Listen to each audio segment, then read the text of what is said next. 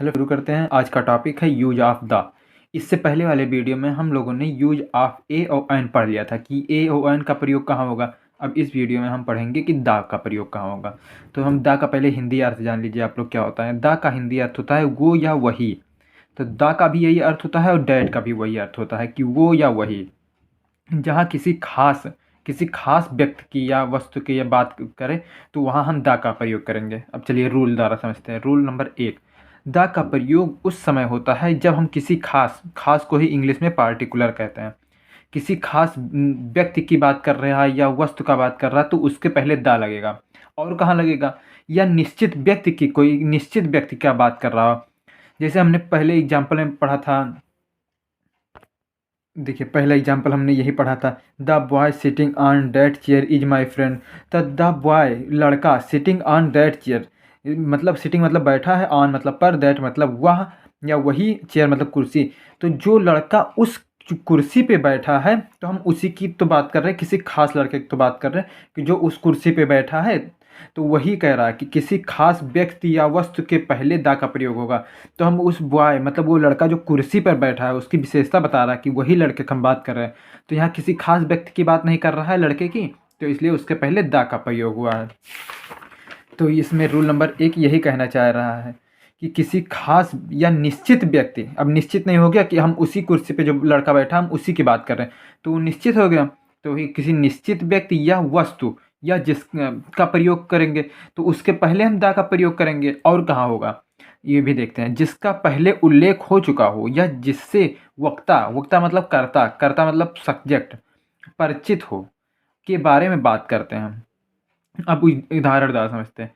The book you want is out of stock, out of print. तो the book मतलब किताब, you मतलब तुम, वांट मतलब चाहते हो, इज मतलब है, आउट ऑफ प्रिंट मतलब वो ख़त्म हो गया है बुक, अब नहीं अवेलेबल है, उपस्थित नहीं है, अब ख़त्म हो चुका है वो। तो किसकी बुक की बात कर रहे हैं हम? किसी खास बुक की तो लेने गए थे दुकान पे, तो वही वो दुकान वाला कहा कि जो आप बुक चाहते हो, यू वांट तुम जो चाहते हो बुक, वो अवेलेबल नहीं है, वो ख़त्म हो चुका है। तो हम किसी खास बुक की तो बात कर रहे हैं और सब बुक तो उसके दुकान पे होगा ही, लेकिन हम जो चाहते हैं वही बुक तो नहीं होगा। तो हम किसी यहाँ आ गया किसी खास व्यक्ति या वस्तु, तो हम निश्चित किताब ही तो लेने गए थे, कोई एक किताब तो वही नहीं है, प्रिंट आउट ऑफ प्रिंट है मतलब अवेलेबल नहीं है। तो हम उस नाउन के पहले द का प्रयोग करेंगे। पहला देख लिया। अब दूसरा example, the boy you see is my son. अब बॉय, अब द छोड़ दिया, बॉय मतलब लड़का, यू मतलब तुम, सी मतलब देखा, इज माई सन वो हम जिस लड़के को तुमने देखा, इसका हिंदी अर्थ हुआ जिस लड़के को तुमने देखा वह मेरा लड़का है। माई सन, इज मतलब है, माई सन मतलब मेरा बेटा। तो आप किसी खास लड़के के ही तो देखे होंगे। तो सब लड़कों को थोड़ी ना, सब लड़का उसका, सब थोड़ी ना लड़का उस बॉय मतलब लड़का उसका बेटा हो जाएगा। किसी एक, कोई एक ही बॉय तो उसका बेटा होगा। तो यहाँ किसी खास की तो बात कर रहा है, इसलिए इसके पहले भी दा लग गया। तो पहला उदाहरण रूल यही कहना चाहता है कि हम द का प्रयोग किसी खास व्यक्ति वस्तु स्थान के पहले करते हैं, कि नाउन के पहले करते हैं। द का प्रयोग कहाँ होगा? नाउन के पहले होगा, वर्ब वर्ब के पहले नहीं लगेगा। सिर्फ नाउन, ए एन द, ये तीनों जो आर्टिकल है ये हमेशा नाउन के पहले लगेगा। तो यहाँ बुक भी नाउन है, बॉय भी नाउन है, तो नाउन के पहले द आ गया। कब? जब किसी खास व्यक्ति या वस्तु या स्थान की बात करें तब। अब रूल नंबर 2 समझिए। द का प्रयोग पर्वत श्रेणी मतलब माउंटेन रेंज, इसको कहते हैं रेंजेस इंग्लिश में। नदी के पहले, नहर के पहले, सागर, महासागर, खाड़ी, रेगिस्तान, द्वीप समूह, प्रसिद्ध इमारतों के नाम के पहले होता है। अब इसका अर्थ क्या हुआ? इस ये वही कहना चाह रहा है कि किसी, अब जहाँ उदाहरण द्वारा समझिए कि द हिमालयाज। तो हिमालयाज के पहले द क्यों लगा? क्योंकि हिमालयाज ये कहाँ पड़ता है? नेपाल में। तो ये जो हिमालयाज है पर्वत रेंज, ये देखिए पर्वत श्रेणियों के पहले द का प्रयोग होगा। तो ये जो हिमालयाज है ये सिर्फ नेपाल में ही तो ये है, कि पूरे दुनिया में और कहीं नहीं है, सिर्फ नेपाल में ही तो है। तो ये किसी पार्टिकुलर या खास की तो बात कर रहा है, ये दुनिया में एक ही तो है। तो जब ये खास की बात कर रहा है तो इसलिए इसके पहले भी दा लगा।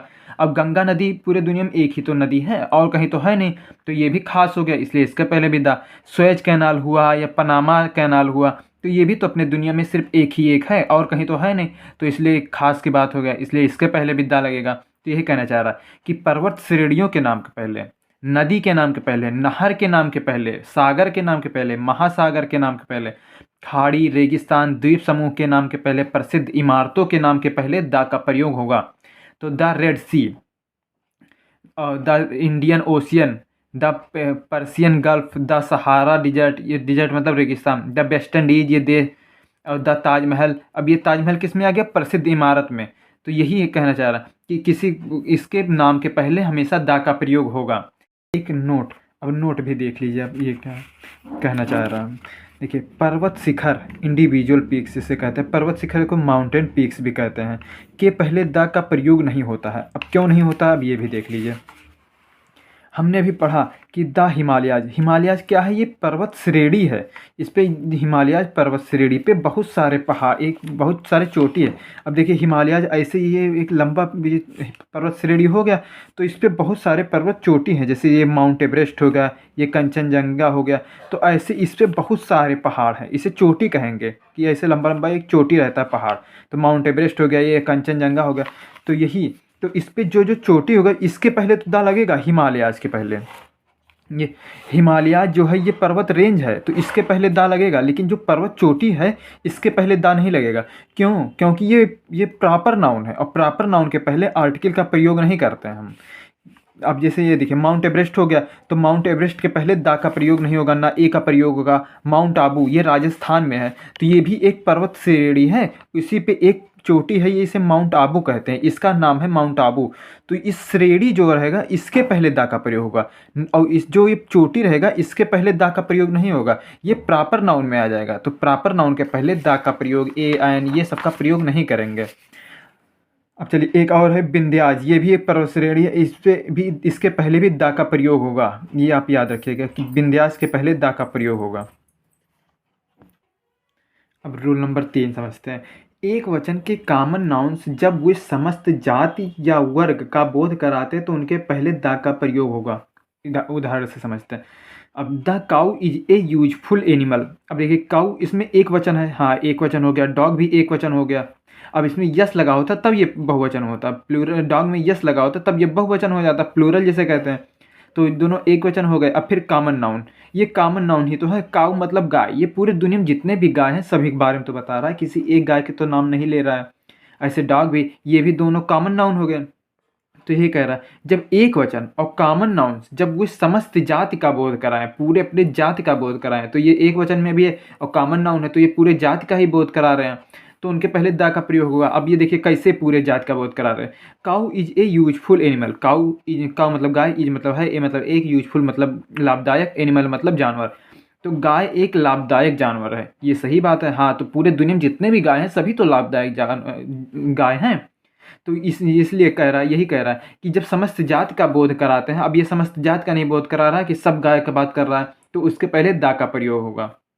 अब यहाँ dog is a faithful animal, मतलब डॉग कुत्ता एक वफादार जानवर होता है, सही बात है, तो इसलिए इसके पहले भी दा लगेगा।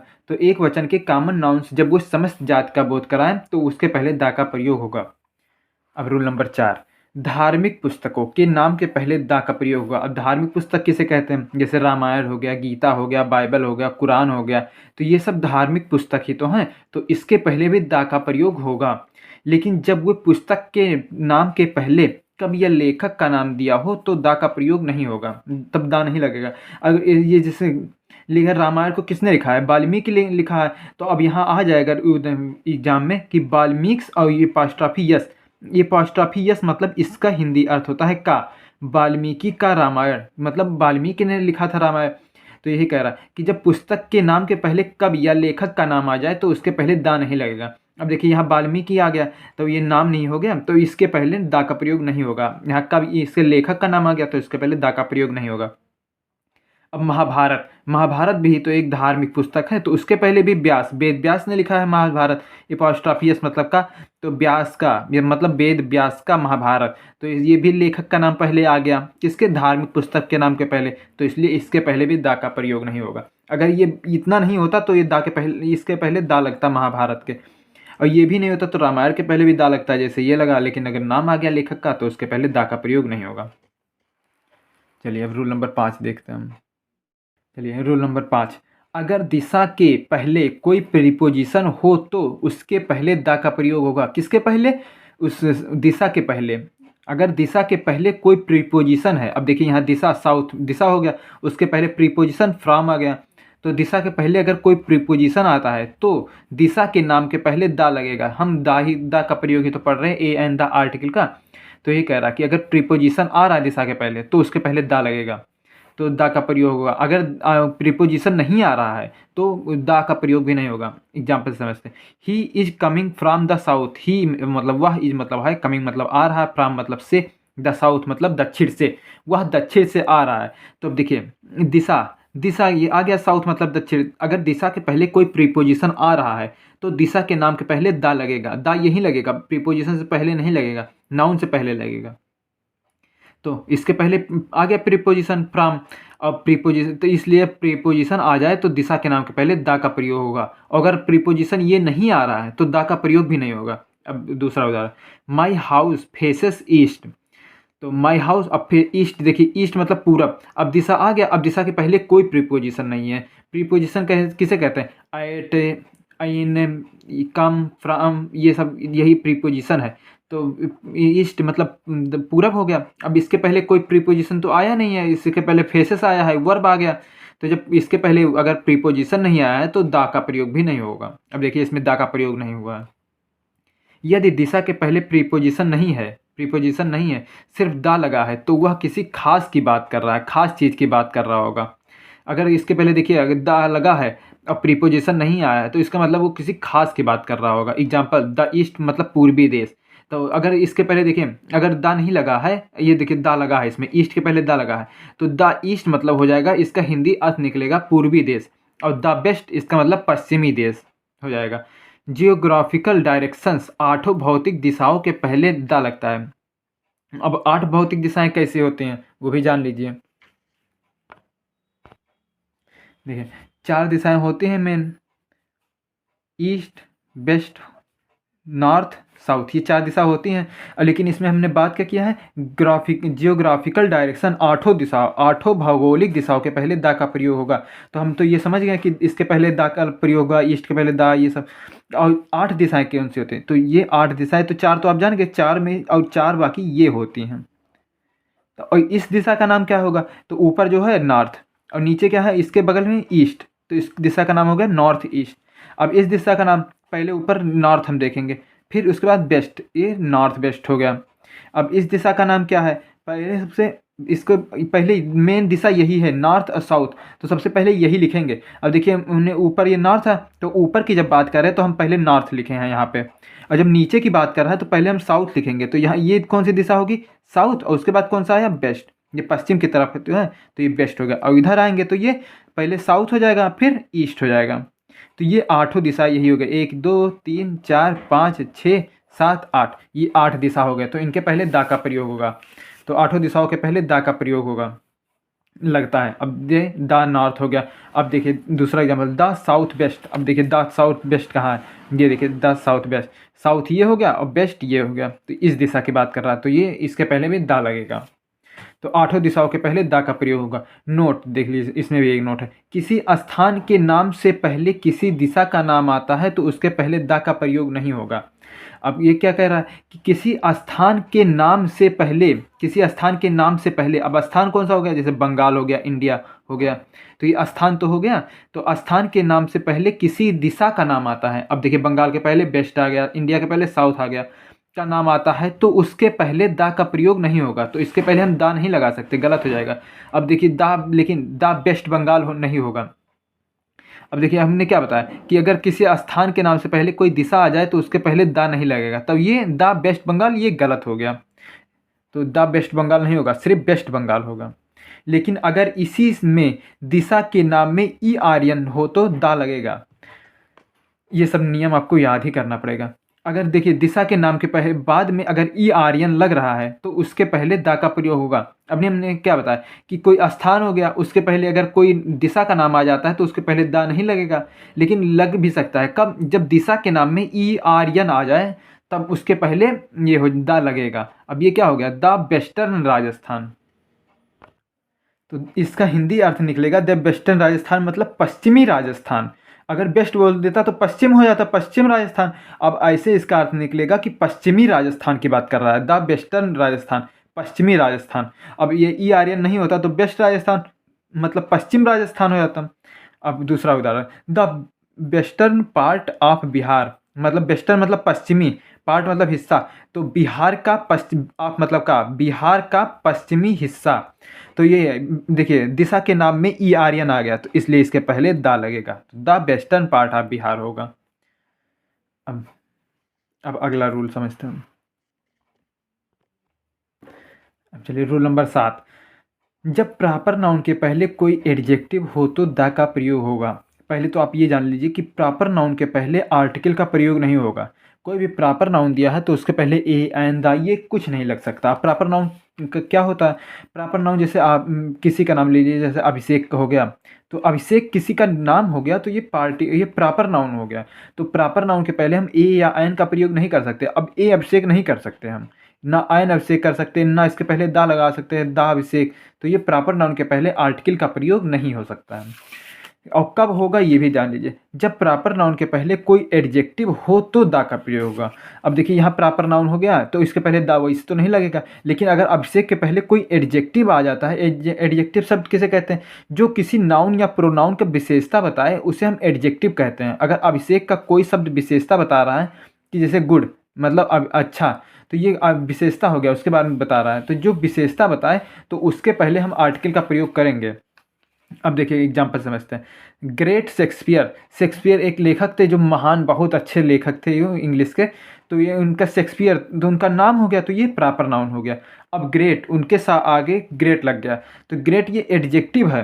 कैसे? क्योंकि ये शेक्सपियर के बारे में बता रहे हैं ना कि वो महान थे, ग्रेट मतलब महान, तो शेक्सपियर की विशेषता बता रहे हैं कि वो बहुत महान थे। तो जब प्रॉपर नाउन के पहले एडजेक्टिव लग जाए तो उसके पहले दा का प्रयोग होगा, तो यहाँ दा लग गया, तो ये सही है।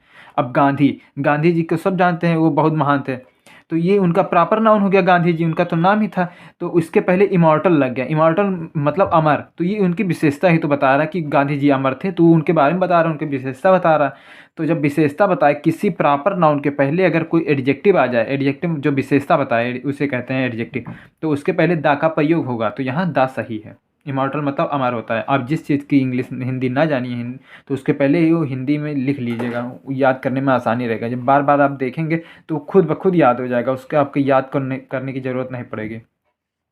रूल नंबर 8, समाचार पत्रों के नाम से पहले दा लगेगा। अब समाचार पत्र के नाम देख लीजिए, जैसे हिंदुस्तान टाइम हो गया, दैनिक जागरण हो गया, तो ये सब समाचार पत्र के ही तो नाम है, अखबार के, तो उसके पहले दा का प्रयोग होगा। द टाइम्स ऑफ इंडिया, तो इसके पहले दा भी लगेगा। अब देखे होंगे पेपर में तो दा जरूर लिखा होगा ऊपर, टाइम्स ऑफ इंडिया के पहले, तो अखबार के नाम के पहले दा का प्रयोग होगा। अब रूल नंबर 9, जहाज के नाम के पहले, वायुयान के नाम के पहले तथा ट्रेनों के नाम के पहले दा लगेगा। अब विक्ट्री, यहाँ जहाज का नाम है, अगर हम ये नहीं लिखते तो आप जान नहीं पाते विक्ट्री क्या है, तो ये विक्ट्री किसी जहाज का नाम होगा, तो उसके पहले दा का प्रयोग होगा। ताज एक्सप्रेस या वंदे भारत एक्सप्रेस, तो उसके पहले भी दा होगा। वंदे भारत एक्सप्रेस, ताज एक्सप्रेस ये ट्रेन का नाम है, तो उसके पहले भी दा का प्रयोग होगा, तो इन तीनों के नाम के पहले दा का प्रयोग होगा। अब रूल नंबर 10, कुछ प्रांत, देश तथा भौगोलिक नामों के पहले भी दा लगेगा। अब हम वही समझते हैं क्यों लगेगा दा। अब देखिए द पंजाब, पंजाब हम पहले देखते हैं उत्तर प्रदेश, तो उत्तर प्रदेश के पहले दा नहीं लगेगा, ये प्रॉपर नाउन हो गया। तो यही कहना चाह रहा है कि उत्तर प्रदेश के पहले और दिल्ली के पहले ये सब जो नाम है, बिहार हो गया, तो ये सब किसी के नाम के पहले दा नहीं लगेगा। क्यों? क्योंकि ये प्रॉपर नाउन हो गया, तो प्रॉपर नाउन के पहले हम आर्टिकल का प्रयोग कर नहीं सकते। लेकिन देखिए कुछ प्रांत, अब कुछ राज्य के पहले दा लगाएंगे हम, अब वही समझते हैं क्यों लगाएंगे। अब जैसे देखिए पंजाब हो गया, तो पंजाब के पहले दा लगेगा, क्यों लगेगा? क्योंकि ये द लैंड ऑफ 5 रिवर, ये पार्टिकुलर किसी खास की बात कर रहा है कि जो 5 नदियों से मिलकर ये पंजाब बना है, तो ये किसी खास की बात कर रहा है, इसलिए इसके पहले दा लगेगा। और जैसे डेक्कन, डेक्कन, तो इसके पहले भी दा लगेगा। डेक्कन को क्या कहते हैं? साउथ, जो दक्षिण के राज्य हैं उनको डेक्कन कहते हैं, तो इसको क्या कहते हैं? द साउथ भी कहते हैं। अब यूके, यूके आप जानते हैं ये देश का नाम है यूके, तो यूके मतलब यूनाइटेड किंगडम, ये इंग्लैंड की बात कर रहा है, ये देश की, इंग्लैंड देश की बात कर रहा है, तो इसके पहले दा क्यों नहीं लगा? अब इंडिया के पहले दा नहीं लग सकता, पाकिस्तान के पहले और न्यूजीलैंड ये सब के पहले दा नहीं लगेगा, लेकिन इसके पहले दा लगा। यूके इंग्लैंड, यूके मतलब यूनाइटेड किंगडम, इसके पहले दा क्यों लगा ये भी जान लीजिए। तो यूके जो देश है वो 3 देशों से मिलकर बना है, तो जब 3 देशों से, अब जैसे हमने पढ़ा कि पंजाब 5 नदियों के से मिलकर बना है पंजाब, तो ये किसी खास की तो बात कर रहा है। ऐसे यूके भी 3 देशों से मिलकर बना है, तो इसलिए ये भी एक खास देश हो गया, इसलिए इसके पहले भी दा लगेगा। अभी आगे हम बताएंगे कि इसको यूके के पहले दा और क्यों लगा है। अभी और एक नियम है कि जिसके नाम के पहले यूनाइटेड, यूनियन ये सब लगा हो तो उसके पहले भी दा का प्रयोग होगा। तो ये भी यूनाइटेड, यूके मतलब यूनाइटेड किंगडम, तो जिसके नाम के पहले यूनाइटेड, यूनियन, ये रिपब्लिक ये लगा हो तो उसके नाम के पहले भी दा लगेगा। अब इंडिया के पहले तो दा नहीं लगा, लेकिन द रिपब्लिक ऑफ इंडिया हो सकता है कि क्यों, क्योंकि इंडिया के पहले रिपब्लिक लग गया। तो रिपब्लिक, यूनियन, यूनाइटेड ये अगर किसी नाम के पहले लगा है तो उसके पहले दा का प्रयोग करेंगे। तो यहाँ यूनाइटेड किंगडम, इसका अर्थ हुआ यूके मतलब यूनाइटेड, के से किंगडम, तो यूनाइटेड इसमें आया इसलिए इसके पहले भी दा लगा है। चलिए रूल नंबर 10 पढ़ते हैं। अभी वो रूल आगे आएगा तो उसको और अच्छे से बताएंगे। कुछ वस्तुओं से पहले दा लगेगा जो अब सिर्फ एक ही है इस ब्रह्मांड में, जो सिर्फ एक ही है तो उनके पहले दा लगेगा। अब जैसे सन मतलब सूरज दुनिया में एक ही है तो इसलिए इसके पहले दा लगेगा। मून मतलब चंद्रमा, स्काई मतलब आकाश, ये सब इक्वेटर मतलब भूमध्य रेखा, तो ये सब दुनिया में एक ही तो हैं। तो जो दुनिया में एक ही हो, कुछ वस्तुएं एक ही होती हैं तो उनके पहले दा का प्रयोग होगा। अब रूल नंबर 12, एडजेक्टिव के पहले दा का प्रयोग होता है। और एडजेक्टिव, एडजेक्टिव आप जानते हैं जो किसी नाउन या प्रोनाउन की विशेषता बताए। और एडजेक्टिव के बाद नाउन नहीं आता है तो वह एडजेक्टिव समूहवाचक संज्ञा का काम करता है, विशेषण का नहीं। अब इसको उदाहरण समझते हैं। एडजेक्टिव के पहले दा का प्रयोग होगा। अब बताए देखिए, रिच, उदाहरण समझते हैं। रिच मतलब गरीब, अमीर, तो इसके पहले दा का प्रयोग होगा। और एडजेक्टिव के बाद नाउन नहीं आता है। अब देखिए रिच, इसके बाद कोई नाउन तो आया नहीं कि रिच अभिषेक, रिच राम, तो इसके बाद कोई नाउन तो आया नहीं, तो वह एडजेक्टिव समूहवाचक संज्ञा का वो काम करता है। अब यहाँ जो रिच हो गया ये पूरे समूहवाचक संज्ञा हो गया। कैसे? क्योंकि रिच, द रिच, इसके पहले दा लग गया तो ये जितने भी दुनिया में अमीर लोग हैं ये सभी की बात कराने लगा। तो यही कह रहा है कि वह एडजेक्टिव पूरे समूहवाचक का काम करने लगेगा, समूहवाचक संज्ञा का काम करने लगेगा, विशेषण का नहीं। अब यहाँ रिच, रिच अभिषेक होता तो यहाँ रिच मैन होता तो मैन तो संज्ञा हो जाता, नाउन हो जाता, और रिच क्या हो जाता, एडजेक्टिव हो जाता। लेकिन जब इसके बाद नाउन नहीं आया है तो ये समूहवाचक संज्ञा का काम करेगा यहाँ पे। तो द रिच का यहाँ पे अर्थ निकलेगा, ये देखिए यहाँ लिखा है द रिच बराबर रिच पर्सन। तो यहाँ दुनिया में जितने भी लोग हैं रिच हैं उनके बारे में बात कर रहा है। तो द रिच शुड मतलब चाहिए, शुड का हिंदी अर्थ होता है चाहिए। हेल्प मतलब मदद करना। द पुअर मतलब यहाँ देखिए अब पुअर के पहले भी दा लग गया। अब पुअर और होता है पुअर मैन, तो यहाँ गरीब आदमी हो जाता, तो यहाँ मैन की विशेषता यहाँ पुअर बताता। लेकिन जब यहाँ नाउन नहीं है तो ये एडजेक्टिव का काम, ये समूहवाचक संज्ञा हो गया, तो इसके पहले दा का प्रयोग होगा तो ये पूरा समूहवाचक संज्ञा हो जाएगा। अब यहाँ पुअर मतलब गरीब, दुनिया में जितने गरीब हैं सभी की बात कर रहा है। तो अमीर, अमीरों को, सुर मतलब चाहिए, हेल्प मतलब मदद करना गरीबों को, तो मतलब इसका हिंदी अर्थ हुआ कि अमीरों को चाहिए कि वह गरीबों की मदद करें। चलिए अब रूल नंबर 13 देखते हैं। रूल नंबर 13, सुपरलेटिव डिग्री के एडजेक्टिव्स तथा ऑर्डिनल्स के पहले द का प्रयोग होता है। सुपरलेटिव डिग्री किसे कहते हैं? अब देखिए डिग्री एडजेक्टिव की डिग्री होते हैं। अब एडजेक्टिव कहते हैं किसे कहते हैं? एडजेक्टिव जो किसी नाउन या प्रोनाउन की विशेषता बताए। अब देखिए मैन लिखा है, ये मैन नाउन हो गया। अब गुड लिख दिया आगे, गुड मतलब अच्छा आदमी, गुड मतलब अच्छा आदमी, तो यहाँ ये एडजेक्टिव हो गया। क्यों? क्योंकि ये किसी नाउन की विशेषता ही तो बता रहा है इसका, तो ये एडजेक्टिव हो गया। तो इसके 3 डिग्री होते हैं। देखिए यहाँ सुपरलेटिव डिग्री लिखा है लेकिन इसके 3 डिग्री होते हैं। पहला जिसे पॉजिटिव कहते हैं, दूसरा कंपैरेटिव कहते हैं, और तीसरा सुपरलेटिव डिग्री। तो ये तीसरा डिग्री की बात कर रहा है। अब देखिए ये गुड, ये पॉजिटिव डिग्री हो गया, गुड मतलब अच्छा। अब बेटर, जिसका कंपैरेटिव डिग्री होता है बेटर मतलब उससे अच्छा, और सुपरलेटिव डिग्री होता है गुड, बेस्ट। तो इसका 3 डिग्री होते हैं, किसी 3 डिग्री हो गए किसी भी एडजेक्टिव का। तो यहाँ तीसरे डिग्री की बात कर रहा है कि सुपरलेटिव, तो सुपरलेटिव यही तीसरा डिग्री हो गया। तो सुपरलेटिव डिग्री की एडजेक्टिव्स तथा ऑर्डिनल, ऑर्डिनल किसे कहते हैं? फर्स्ट, सेकेंड, थर्ड, ये ऑर्डिनल हो गए। ऑर्डिनल नंबर सिस्टम इसे कहते हैं। और एक से नंबर सिस्टम होता है कार्डिनल, तो उसमें क्या आता है? उसमें 1 2 3 ये सब आता है। तो ये ऑर्डिनल मतलब फर्स्ट, सेकेंड, थर्ड की बात कर रहा है कि पहले द का प्रयोग होगा। उदाहरण से समझते हैं। He is best player of the team. अब देखिए यहाँ प्लेयर नाउन हो गया, अब इसके पहले ये डिग्री आ गया, ये एडजेक्टिव मतलब बेस्ट मतलब सबसे अच्छा प्लेयर, तो यहाँ एडजेक्टिव हो गया। तो यहाँ जब सुपरलेटिव कह रहा है, सुपरलेटिव डिग्री की एडजेक्टिव, इसके पहले द लगेगा। तो यहाँ बेस्ट के पहले द लग गया, तो he is the best player of the team. तो यहाँ टीम के पहले भी द लगेगा, क्योंकि किसी खास टीम की ही तो बात कर रहा है, इसलिए ये टीम के पहले द लगेगा। अब दूसरा उदाहरण, see it on the first page of the book. अब देखिए यहाँ फर्स्ट आ गया, ऑर्डिनल की बात कर रहा है, फर्स्ट सेकेंड थर्ड, इसके पहले भी द का प्रयोग होगा। तो यहाँ पेज नाउन हो गया, इसके पहले फर्स्ट आ गया, तो फर्स्ट के पहले भी द का प्रयोग होगा। ऑफ द बुक, अब किसी खास बुक की तो बात कर रहा है कि सी मतलब देखो, इट मतलब यह, तो किसी खास बुक की ही बात कर रहा है कि उसके पहले देखें, तो ये खास की बात कर रहा है, तो उसके पहले द का प्रयोग होगा। चलिए अब रूल नंबर 14 देखते हैं।